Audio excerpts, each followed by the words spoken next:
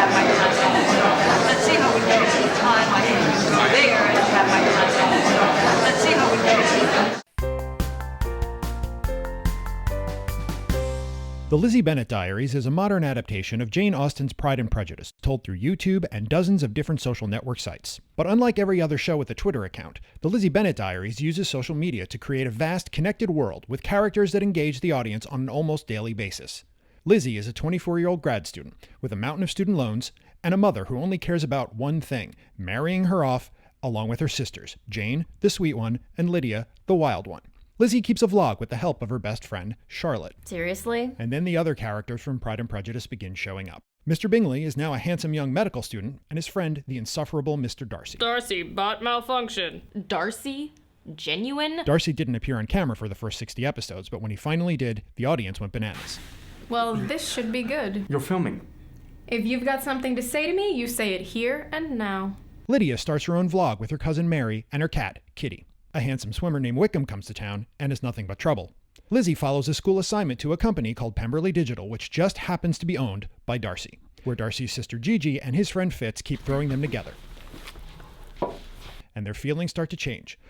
But then Wickham has a sex tape of Lydia, and Darcy and Gigi save the day, and, well, you know how it ends. Altogether, the Lizzie Bennet Diaries filmed over 150 video episodes across 5 different YouTube channels with over 9.5 hours of video. And the story spread across 35 social media sites that conveyed vital story content and major plot points and created a bond between the characters and the audience that made the Lizzie Bennet Diaries one of the most popular multi-platform shows of all time, amassing over 40 million views on YouTube. The show won awards for interactive excellence and knocked Colin Firth off as the internet's most popular Darcy and created a record-breaking Kickstarter campaign. And most importantly, assembled an army of fans who are now clamoring for more interactive multi-platform content. Lizzie Bennet, I'm in love with you.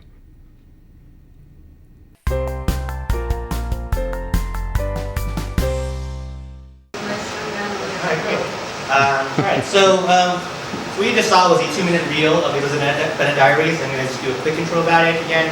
It's a modernized adaptation of Pride and Prejudice. This is a conversion from PowerPoint, so I apologize for the formatting.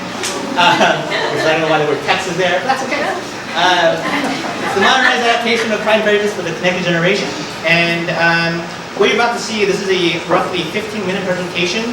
That is the presentation I gave to the jury at the Emmys. So this is literally the Emmy-winning presentation. So, here we go. And this presentation has never been seen publicly, so you are the first. So, I'm going to start it off. So, Lizzie Bennet by the numbers, just like the video you just saw. 160 in-world videos across 5 YouTube channels. We have 9.5 hours of total video content. It is the longest version of Pride and Prejudice in recorded history. We tell our story across 35 social media profiles using platforms such as Twitter, Facebook, Tumblr, Pinterest, Lookbook, and many more. We have 750,000 total social media reach. This is all the followers and likes and fans all added together. 40+ billion views across YouTube. We had a Kickstarter, which I'll talk about more, that did $462,000. And our audience, that I know who we're talking to, 90% females, 10% males, and 70% of the total audience, not just the women, 70% females under 25. Again, formatting, whatever. All right, so to walk you through the user experience, and here's some theory for you guys. I know this is the Transmedia meetup and the story content meetup. So first rule we have, the Transmedia is encouraged but not required. If you want to watch Pride and Prejudice as a YouTube series straight through, we do not require you to do any of the interactive content. You can get the entire story just at the top level, which I'll explain more later. But we do encourage you to dive down, to look around, click around, Twitter, Facebook, all these things. What do you get? You get an interactive experience. You get the chance to interact with iconic characters, talk to them, they may talk back. You get to receive expanded content, explore it, which will reveal plot, character, and or plot. And you can experience different characters' POVs over the course of the one grand narrative. If those of you know Pride and Prejudice, it is a first-person story told from Elizabeth's point of view. We give you the option of exploring the story through multiple characters' points of view. And we are selective with our use of platforms. Not everybody has a Facebook account. Not everybody is going to be on Pinterest. So we select our platforms based on the character to make it an authentic experience.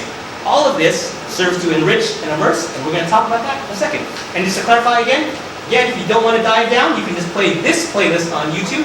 Watch 7.5 hours, 100 videos, and you get Pride and Prejudice on YouTube. Next, basic thing, all of our platforms are in character, as I explained before. These are the 4 basic ones for the main character, Elizabeth Bennet. These are social media metric numbers that are probably up to date within the last 30 days. Again, this is a fictional character. This is not some bloated number. These are actually authentic numbers. YouTube, Tumblr, Twitter, Facebook, this is basically the entry points of where you can come into the story, whether it be through video or through the social. You can talk to her directly and she can talk back. Diving a little deeper now, social metrics across other characters. This is not all the characters, just some of the key ones here. Lizzie at the top, as you see again, the same numbers from the previous slide. Second one, Lydia Bennet, the younger sister. Twitter, YouTube, Facebook. Jane Bennet, the older sister. Again, different accounts here. You see different accounts. Pinterest and Lookbook, which are fashion, so I'll talk about more later. Georgiana Darcy, who doesn't appear later. And you can see the numbers across these. These are individual accounts, fictional characters, and you see some pretty good conversion down to and consistency across these numbers. And a big thing to note here, the official shows account. When you watch a show on ABC, there's like Revenge Official. This is our version where we tweet about like our news, like we won the Emmy, right? There are more people following the fictional character Lizzie than there are the actual show's account, which I find completely fascinating. So, moving on. The basic diving experience. The first thing you do, you go onto YouTube, you watch a video. We all know how we do this, and we've all done it. What happens after the video? Well, now you have a choice. Right here, we have a post roll, and you have some choices to make here. One, you can go to the next video or the previous video, depending on where you are in the timeline. You can go to an alternate character's video or next video or previous video, again, depending on where you are in the timeline. You can check out this character's social media destinations right here. YouTube, Twitter, Facebook, and Tumblr. And of course, you can buy merch. Why not? From Heather Eskridge on Twitter. Oh, that's okay. So the next slide is queued up because the video automatically plays. As an example of interactivity, so the first thing it's going to play, it's going to be on the right, this side of the screen, the left, your right, my left. It's going to demonstrate how we use questions and answers to play a bit to drive character and plot. From Heather Eskridge on Twitter. Are there any guys in your life right now? That is a great question, Heather. So, Lizzie, are there any guys in your life right now? Not that I can think of, but if you happen to know any witty. So basically what that means is that what we do is we mine questions from Twitter, Facebook, and Tumblr, and Lizzie answers the questions not as the actor, but the character. And so we have to script these out. What these questions do, of course, add character and or plot to enhance the experience. The audience feels like they're part of the show now. And of course we can do this in a simpler way. YouTube comments. Lizzie posts video herself. We've established that she's a vlogger and she posts the videos herself. And so in this frame, Lydia's high-fiving the screen. Daniel Kidder here, I know you probably can't read it. She says, I high-five the screen. Lydia goes, please don't encourage her. It's hard enough living with her as it is. And again, in highlighting the character experience or the relationship between those two characters, so forth. Next, another example of interactivity, characters on Twitter. Two characters having a conversation on Twitter, two fictional characters. We know this, we've seen it before, and at least one of many of you probably have, but we take it to another level. So on the left side, the left column, there's these two characters, Fitz and Gigi. They're having a conversation on Twitter.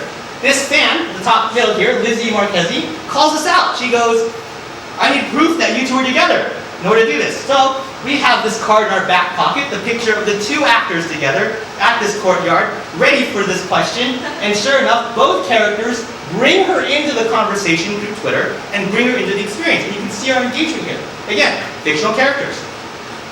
And finally, this is one of our grandest experiences, what I like to call the rabbit hole. So, Lizzie, number one over here, the far left here, she talks about a company that she's working at, and people want to know more about the company. She goes, click down the link below and you can find out more about the company. Fictional company, of course.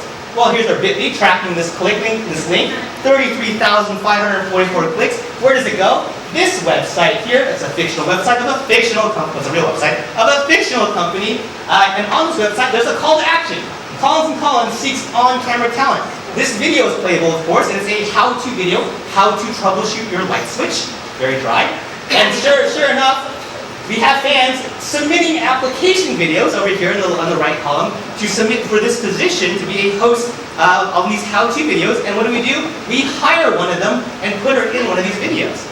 And that's connecting the entire experience.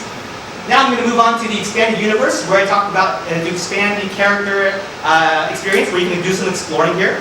Jane Bennett in our story is a big fashionista, and so here's where we use two social networks that are unique to her to enhance this experience. On the left, Lookbook, which is a fashion social network. Jane puts together a look, this whole look you see here, and puts it on the social network. You see the engagement here, the hypes, which are the likes on Lookbook. She also tags the brands, Forever 21, so forth. And this look is something that she actually wore in episode, I believe, 12 of the series.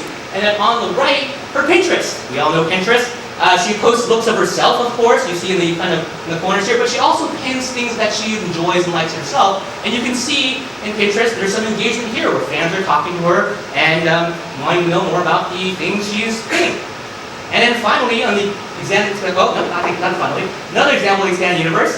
This is Gigi's This Is My Jam account. This Is My Jam is a music social network, basically saying what you're listening to as tracks. We use this to inform the audience of what she's feeling through a 10-month campaign, which I'll talk about later, as she gets over a breakup.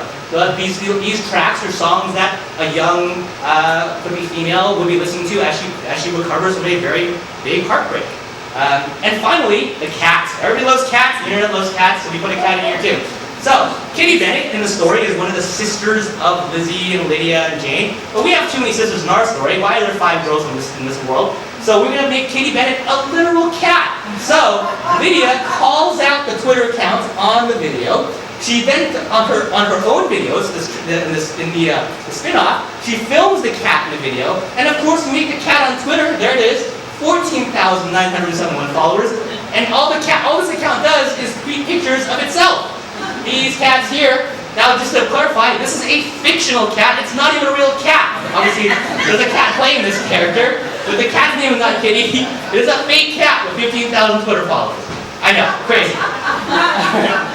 Alright, so now I'm going to move on to the multi-platform arc example. How do we use all of these platforms to showcase a storytelling experience? And I'm going to give you 2 examples of it. Here's one.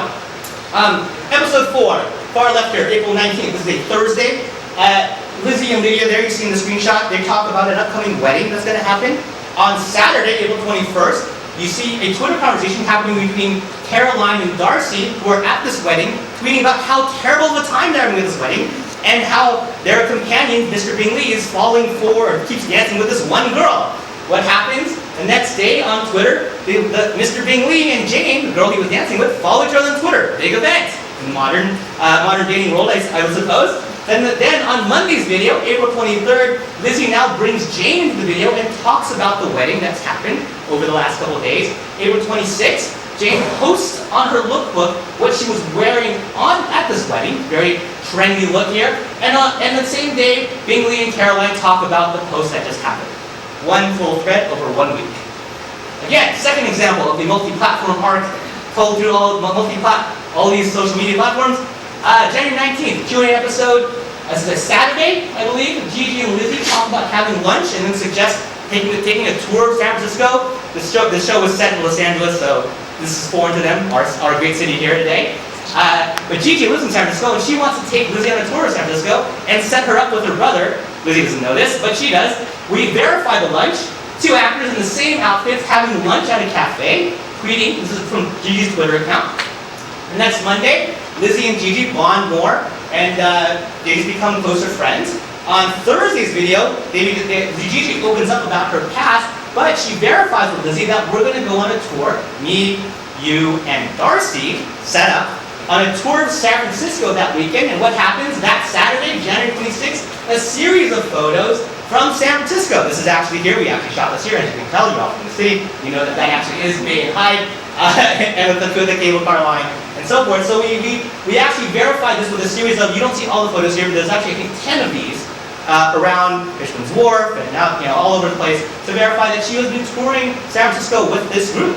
And of course, you can see the engagement down here, maybe not from the back, but like this particular picture with our main couple together, falling in love with quotes, has 600 retweets and 2,000 favorites. And again, this is from Gigi's Twitter account. This is so from a supplemental character Twitter account, getting this level of engagement.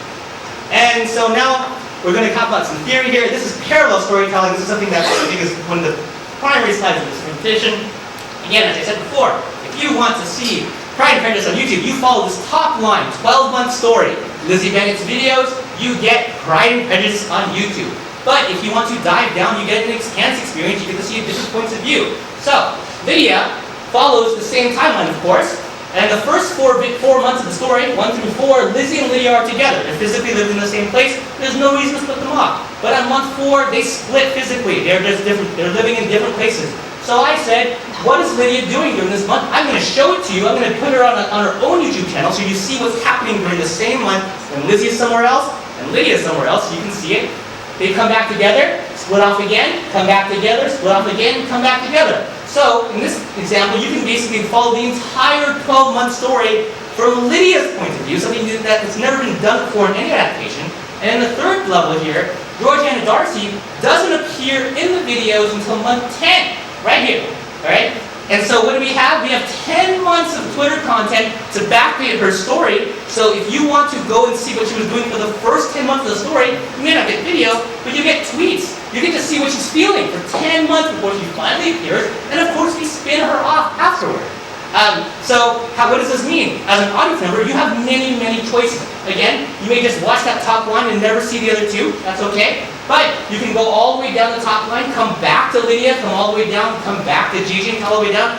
Or like many of our super fans, they just went through all of it in chronological order as it was happening. So you saw 3 points of view simultaneously. And finally, what does this all do? The immersive experience. These are 2 actual fans who messaged me and said they thought the show was real. They actually thought the show was real. And they knew what Pride and Prejudice was. So they know the story, but the experience was so immersive to them, they thought it was real. They were shocked they were actors. That level. And to clarify, we do not hoax. We do not say it's a real experience. We just make it immersive experience. You click 1 click, and you can see the credits. It's very easy. But apparently we did a really good job. So,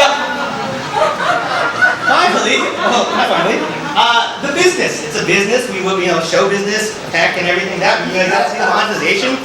Lizzie Bennet Diaries has 5 revenue streams as a web series, as an interactive web series. 5. If anybody in this room were to do a feature film tomorrow, how many revenue streams we'd have? We'd have 0 until we actually sold it. Lizzie Bennet Diaries is a web series that has 5 revenue streams, and here they are. Advertising on YouTube, AdSense. An ad plays on YouTube, we get a cut. Number 2, merchandising. You see at the bottom here, poster, teacup, journal. 3, affiliate marketing, integration. What this is someone wears a dress, we link to the dress, we get a cut of this dress of the sale. Number 4, DVDs, which is this Kickstarter here. We did a Kickstarter. We didn't know if DVDs would sell for a web series that's available for free online in perpetuity. So we said to the audience, if you want it, we're going to pre-sell a DVD on a Kickstarter. If you order 1,000 DVDs, that would get us $60,000 or so. It would be worth us making this DVD. Well, they blew us out of the water. They pre-ordered 5,800 DVDs at a $55 a clip. Again, for a web series that's available for free online and probably forever until YouTube fails, if that ever happens. Anyway, finally, a novelization. This is not public information. Well, it's kind of public. But Lizzie Bennet Diaries has signed a book deal with Simon & Schuster to be a novelization of a web series based on a novel that's coming in 2014.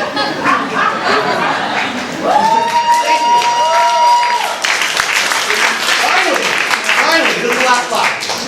The legacy of Lizzie Bennet Diaries is a scripted, narrative, and serialized web series profitable within 1 calendar year. It has been studied and analyzed in lecture halls and classrooms across the world as both an adaptation, a modern adaptation of a classical literature piece, as well as an interactive story telling innovation piece, I suppose. And it's been compared and placed with some of the great adaptations of history. I'm not saying we are, it's just people have compared it. You can make your own opinion. All right? And finally, I believe it is the definitive version of Pride and Prejudice for the connected generation. Connected generation means anyone under 25 who doesn't know a world without the internet, who never did. And why, as some proof of that, again, you saw in the video, ABC News did a poll about famous actors behind William Darcy. Our Darcy is winning this poll against Colin Firth from the iconic 1995 ABC miniseries. And that's my presentation. Thank you very much, and that's how we want to end it.